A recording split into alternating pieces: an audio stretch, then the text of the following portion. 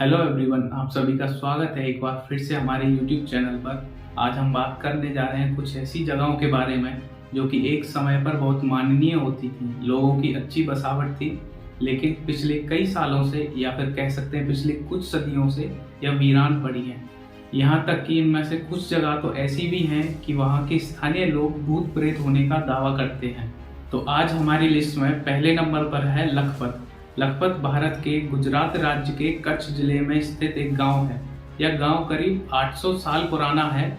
लखपत भुज से करीब 135 किलोमीटर की दूरी पर स्थित है। यह गांव कच्छ और सिंध का एक बड़ा व्यापारिक केंद्र हुआ करता था, जो कि अब वीरान पड़ा है। लखपत कोरी क्रीक के मुहाने पर स्थित है और 18वीं शताब्दी में बनी 7 किलोमीटर लंबी दीवारों से घिरा हुआ है। यहाँ चावल की खेती की जाती थी और लखपत सिर्फ चावल से 8 लाख कोरियों का वार्षिक राजस्व यानी एनुअल रेवेन्यू देता था। और यह भी कहा जाता है कि लखपत की समुद्री गतिविधियों से हर रोज 1 लाख कोरियों की आय उत्पन्न होती थी। फतेह मोहम्मद नाम के व्यापारी ने 18वीं शताब्दी के करीब 1801 में किले की दीवारों को दोबारा से बनवाया था। 1818 में लखपत की जनसंख्या 15,000 थी।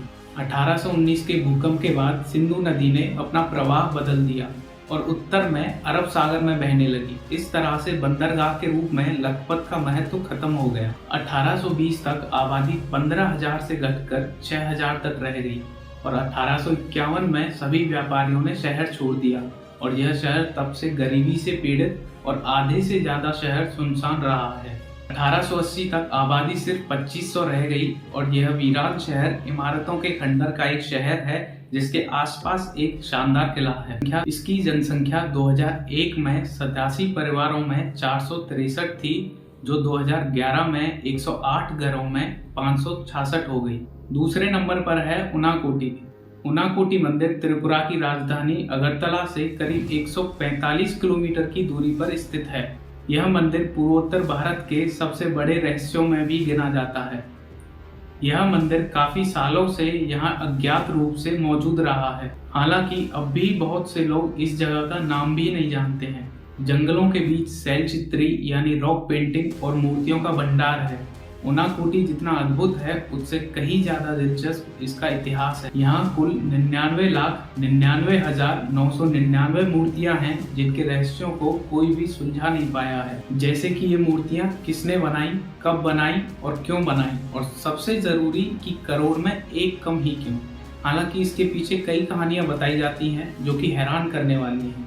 रहस्यमय मूर्तियों की वजह से इस जगह का नाम उनाकोटी पड़ा है, जिसका मतलब होता है करोड़ में एक कम। इस स्थान के मुख्य आकर्षणों में भगवान गणेश की अद्भुत मूर्तियां भी हैं, जिनमें गणेश की 4 भुजाएं और बाहर की तरफ निकले 3 दांतों को दर्शाया गया है। भगवान गणेश की ऐसी मूर्तियां बहुत कम ही देखी गई हैं। इसके अलावा भगवान गणेश की 4 दांत और 8 भुजाओं वाली 2 और मूर्तियां भी हैं। तीसरे नंबर पर आता है धनुषकोडी। धनुषकोडी भारत के तमिलनाडु के पम्बन द्वीप के दक्षिण पूर्वी सिरे पर एक शहर है। यह पम्बन में दक्षिणी पूर्व में है और श्रीलंका में तलाइमनार से करीब 24 किलोमीटर दूर पश्चिम में है। यह शहर 1964 के रामेश्वरम चक्रवात यानी साइक्लोन में नष्ट हो गया था और तब से वीरान है। अब धनुषकोडी में शहर के खंडर ही बचे हैं और बस दिन के समय वहां रेस्टोरेंट्स और कुछ विक्रेताओं को देखा जा सकता है। अब नंबर 4 पर आता है सिद्धपुर। सिद्धपुर भारत के गुजरात राज्य के पाटन जिले में स्थित एक नगर है। यह एक ऐतिहासिक स्थल है और यह सरस्वती नदी के किनारे पर बसा हुआ था। सिद्धपुर का मतलब है सिद्धराज का नगर। यहाँ शिव को समर्पित एक मंदिर है जो कि ध्वस्त हालत में है, जिसको रुद्र महालय के नाम से जाना जाता है, जो कि 1943 से 1140 की ईस्वी में जयसिंह सिद्धराज ने पूरा कराया था। इस मंदिर को पहले अलाउद्दीन खिलजी ने तोड़ा, फिर बाद में अहमद शाह फर्स्ट ने। मोहम्मद गौरी ने 12वीं शताब्दी में सिद्धपुर को नष्ट कर दिया था और इसके साथ ही सोलंकी वंश का अंत हो गया। सिद्धपुर को गुजरात का पेरिस भी कहा जाता है। अब बारी है 5वीं और आखिरी जगह की, जिसे बहुत ही रहस्यमय माना जाता है। यहाँ के स्थानीय लोग दावा करते हैं कि यहाँ भूत प्रेतों का वास है। इस गांव का नाम आपने किसी न्यूज चैनल पर या फिर किसी वीडियो में जरूर सुना होगा। इसका नाम है कुलधारा। भारत ही नहीं, अगर हम बात करें दुनिया के सबसे भूतिया जगह की, तो उनमें कुलधारा का भी नाम आता है। राजस्थान के जैसलमेर से 14 किलोमीटर दूर कुलदारा गांव, जो कि पिछले 200 सालों से वीरान पड़ा है। ऐसा माना जाता है कि साल 1300 में पालीवाल ब्राह्मण समाज ने इस गांव को सरस्वती नदी के किनारे पर बसाया था। इसी समय इस गांव में काफी बसावट हुआ करती थी, लेकिन आज ऐसी स्थिति है कि इस गांव में कोई भी भटकने से भी डरता है और 200 साल से इस गांव में फिर से बसावट नहीं हुई है। 1800 के दशक में गांव मंत्री सलीम सिंह के अधीन एक जागीर या राज्य हुआ करता था, जो कर इकट्ठा करके लोगों के साथ विश्वासघात किया करता था। ग्रामीणों पर लगाए जाने वाले कर की वजह से यहाँ के लोग बहुत परेशान रहते थे। ऐसा कहा जाता है कि सलीम सिंह को ग्राम प्रधान की बेटी पसंद आ गई थी और उसने गांव वालों को इस पर धमकी दी कि अगर उसके रास्ते में आए तो वो और कर वसूल करने लगेगा।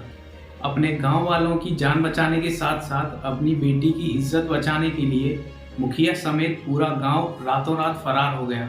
गांव वाले गांव को वीरान छोड़कर किसी दूसरी जगह पर चले गए और ऐसा कहा जाता है कि गांव वालों ने जाते समय गांव को श्राप दिया था कि यहाँ आने वाले समय में कोई नहीं रह पाएगा। तो ठीक है, इस वीडियो में इतना ही। अगर आपको वीडियो पसंद आई तो लाइक और शेयर जरूर करें और हमें कमेंट करके ज़रूर बताएं कि आपको वीडियो कैसी लगी।